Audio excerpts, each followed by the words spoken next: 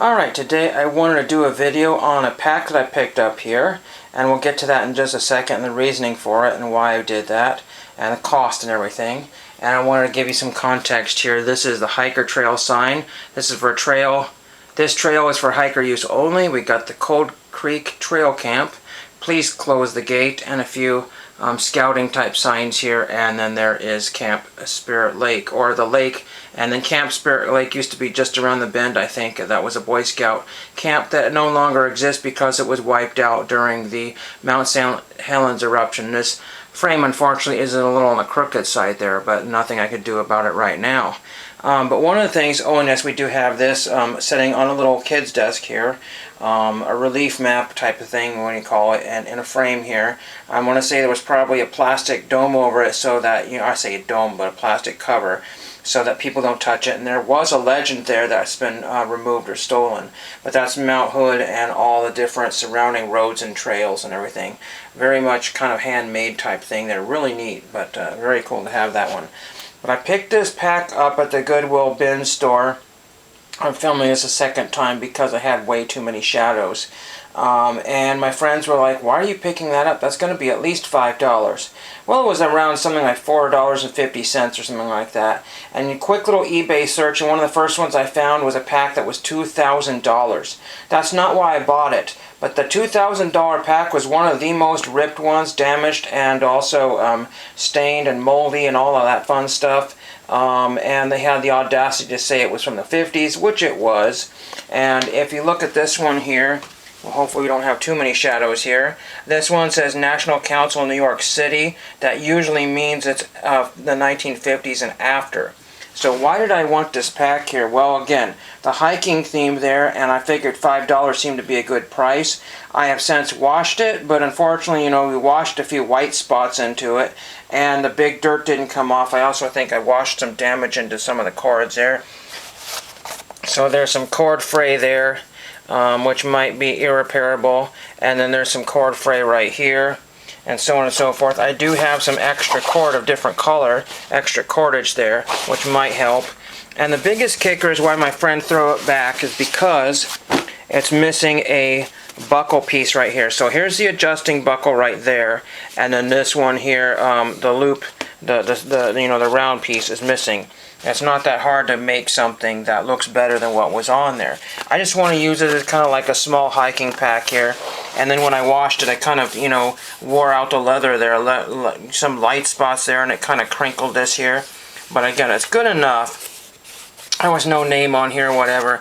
But again, these things here, they really only sell for around $5. Now, they said, about $35 on eBay, but that's the list price. People are listing them for $35 and asking around $20 for shipping. But the ones that sell usually sell for a combined rate of $20. And these are great. In fact, I watched a guy on YouTube who did a tutorial on these packs and talked about the military history of these things, which is very, very cool. So yes, this is probably from the 1950s, and I think it's still neat regardless. But when I washed it, it didn't come too clean down here. I may have to kind of do some sort of, rust repair onto that loop there.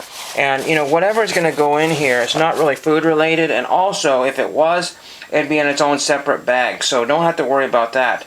But I've got some cord that I can, put some other places and kind of do what I want with it. Now the other thing here, the reason I bought this is because of the project, like I need another project. And I have one of these in better condition. I wished I could get to it, and it's got a nice leather patch. And I can't remember if the leather patch is right over this logo here, but that's, it's and somebody said, oh boy, one of those leather patches. Like you never want to see one of those again, because some of these scouters have access to badges. They're the ones that end up with all the leftovers, and so they could have 40 to 100 of each badge, which is a lot. But I thought maybe, I'm going to see if I can do this right here. I'll show you some of my patch collection here in a moment, but I'll show you some that might be candidates for going on this bag here. So where would I like to put some patches? Again, I just want patches that look like somebody has been hiking for a while, that looks like it's got some history to it. They don't have to make sense, they don't have to be new, they don't have to be old. But they just have to look like maybe that would be something additional to this. So normally you would put them on a flap such as this. And then I could do something like this Frontier Roundup. So that just basically says Frontier Roundup, Boy Scouts of America. There's no date on it. They used that patch for many, many years or something similar to that. That's probably from the 70s. And then maybe we have something like this here. Here is the Portland Area Council, Scoutorama 61, but I think that'll go in my binder collection there. And then we have a couple others here. And see, there's the Lenape District from 67, so something basic and simple like that. And then we got Outdoor Fall, probably Columbia Pacific. Fall for the Future, so maybe something like that, you know. But you know how it goes. There's many patches that you have. You say, oh, maybe I'll just go to the dreaded eBay and look in the $2 category, and there's hundreds, if not thousands, of patches under $3, and then there's plenty of them under $2, and there's even a few $1 patches. I thought, well, maybe I'll just get some used ones, because used patches would look so much better than some fresh ones on here. I would say fresh, but it looks like that they belong. And again, the only damage that I have is that this stuff that got super screwed up in the wash here, and then also that buckle thing there, and I got to figure out where to find one of those. Maybe when I hit the backpacks of the next time I'm at a thrift store, see if I can find an affordable one and just take one of those off of there and see if I can customize it to fit. I don't want anything to, you know, fall apart while I'm walking anywhere or hiking. And again, I don't want this to look like, you know, I'm just kind of a drifter, if you want to call it. But there's quite the light white spot there, unfortunately, that got washed in there.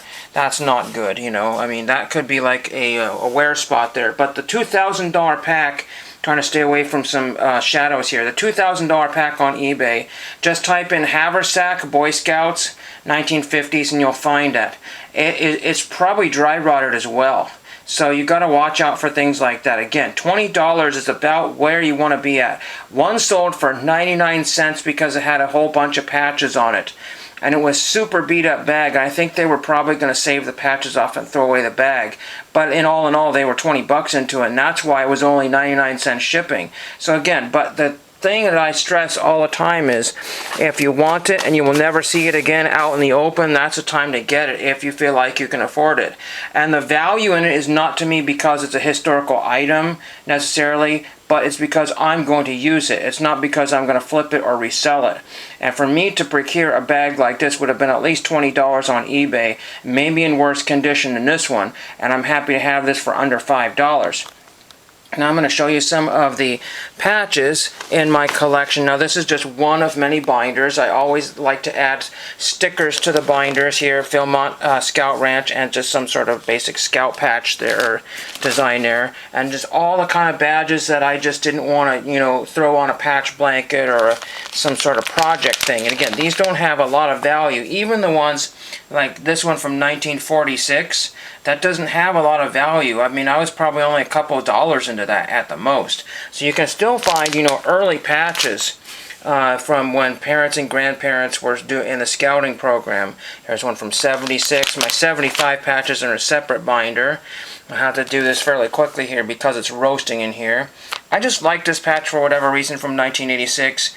You know, I don't know if this is San Jose, California area. I'm not exactly sure what SJC, maybe that's a San Jacinto Council. I'm not exactly sure what that is. I have forgotten what that is. And then there's a nice one there, you know. Some of these are unique designs. Some of them are what we, like this one here, there's the Frontier Roundup again. So very, very similar to this one. You know, but again, I don't know necessarily want to use that particular patch. I may want to procure one off of eBay. Again, this one I just picked up because it said Cascade, thinking that was local, but that's probably Washington or Montana. And then there's a you know, generic design. I say generic design, but a design has been used over in the BSA and Flames. I don't see a lot of those because I think they're popular and they've been kind of, I want to say, sold.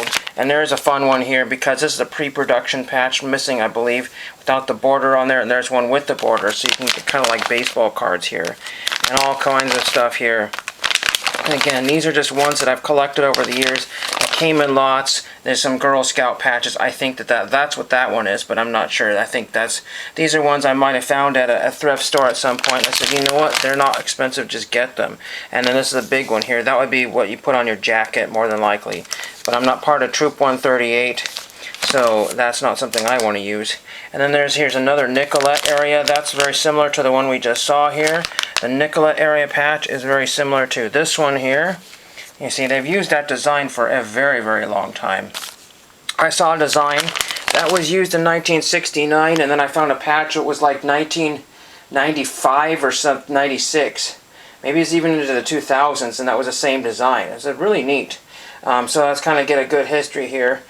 See if there's any other ones that would be interesting here. My page just fell out, so that just page tore.